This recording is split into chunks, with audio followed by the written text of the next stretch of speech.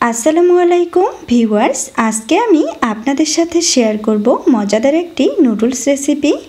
বাচ্চারা তো নুডলস খেতে ভীষণ পছন্দ করে।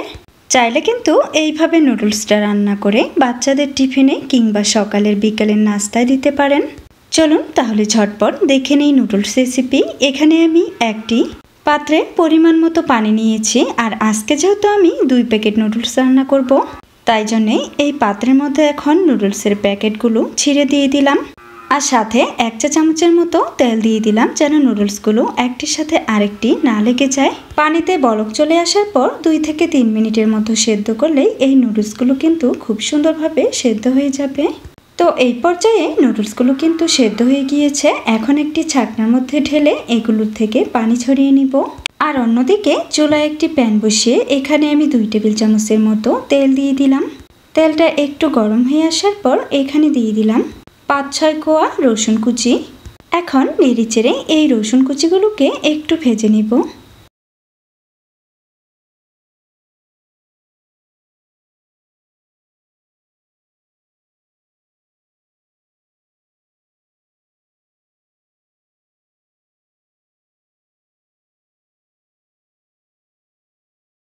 রসুনগুলোকে হালকা একটু ভেজে নিয়ে এখন এখানে দিয়ে দিলাম পেঁয়াজ কুচি, সাথে দিয়ে দিলাম সামান্য পরিমাণ আদা কুচি এবং 3টির মতো কাঁচামরিচ কুচি।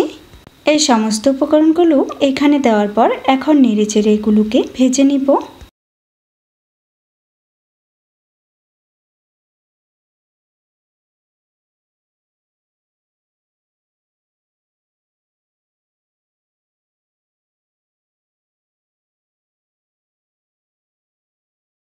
একটু কিছুক্ষণ নেড়েচেড়ে এই উপকরণগুলো ভেজে নেওয়ার পর যখন এগুলোর মধ্যে লালচে একটু কালার চলে আসবে, এই পর্যায়ে এখানে দিয়ে দিচ্ছি বরবটি এবং আলু কুচি। চাইলে কিন্তু এই নুডলসে আপনারা যে কোনো সবজি ব্যবহার করতে পারেন। আমি এখানে 2-3টির মতো বরবটি এবং একটি আলু কুচি করে দিয়ে দিয়েছি। এখন নেড়েচেড়ে এই আলু এবং বরবটি কুচিগুলো খুব সুন্দরভাবে একসাথে মিক্স করে নিচ্ছি।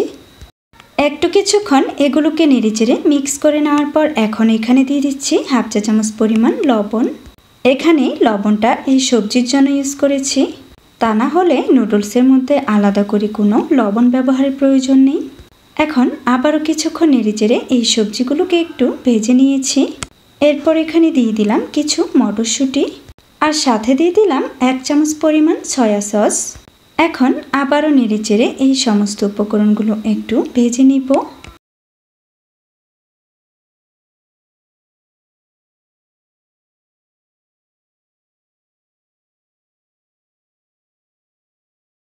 একটু কিছুক্ষণ এই সবজিগুলোকে ভেজে নেওয়ার পর এখন এখানে দিয়ে দিচ্ছি টমেটো সস।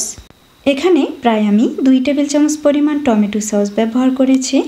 এরপর আবারও নেড়েচেড়ে সমস্ত কিছু একসাথে খুব ভালো করে মিশিয়ে দিচ্ছি।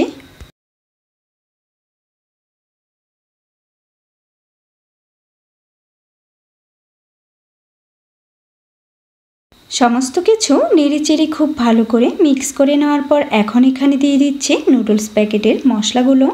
এখানে যেহেতু আমি 2 প্যাকেট পরিমাণ নুডলস রান্না করছি, তাই জন্যে 2টি প্যাকেটের পুরো মশলাটা এখানে ব্যবহার করেছি। এরপর মশলাটা আবারও খুব সুন্দরভাবে সবজির সাথে মিক্স করে দিচ্ছি। আর এই পর্যায়ে সবজিগুলো কিন্তু খুব সুন্দরভাবে সেদ্ধ হয়ে গিয়েছে। এখন আমি এখানে দিয়ে দিব একটি ডিম। তো এই পর্যায়ে দেখুন এখানে আমি একটি ডিম ভেঙে দিয়ে দিলাম। এখন এই ডিমটাকেও নেড়েচেড়ে সবজিগুলোর সাথে খুব সুন্দরভাবে মিক্স করে দিব।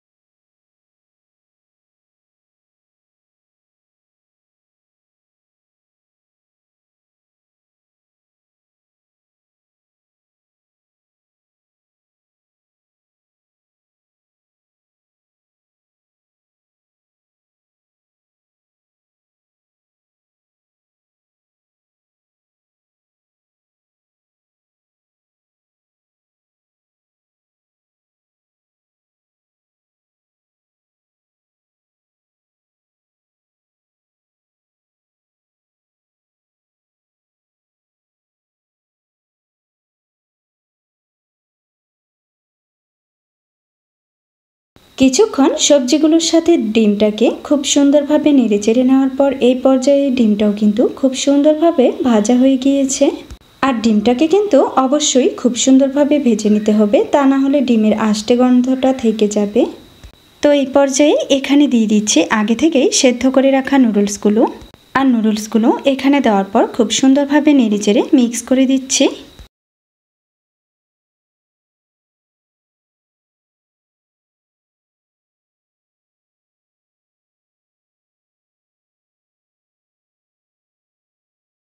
নুডলসগুলো যেন খুব সুন্দরভাবে সবজিগুলোর সাথে মিক্স হয়, সেজন্যই আমি এখানে একটি কাঁটা চামচ ব্যবহার করেছি।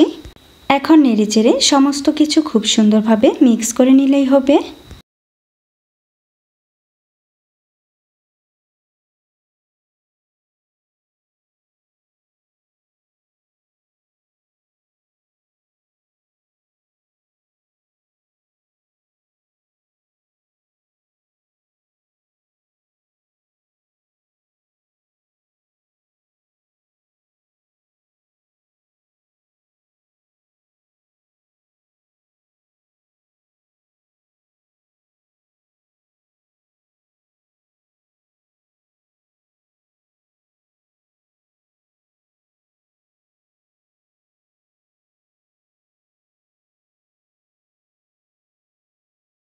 কিছুক্ষণ নেড়েচেড়ে নেওয়ার পর এই পর্যায়ে নুডলসগুলো কিন্তু খুব সুন্দরভাবে মিক্স করা হয়ে গিয়েছে।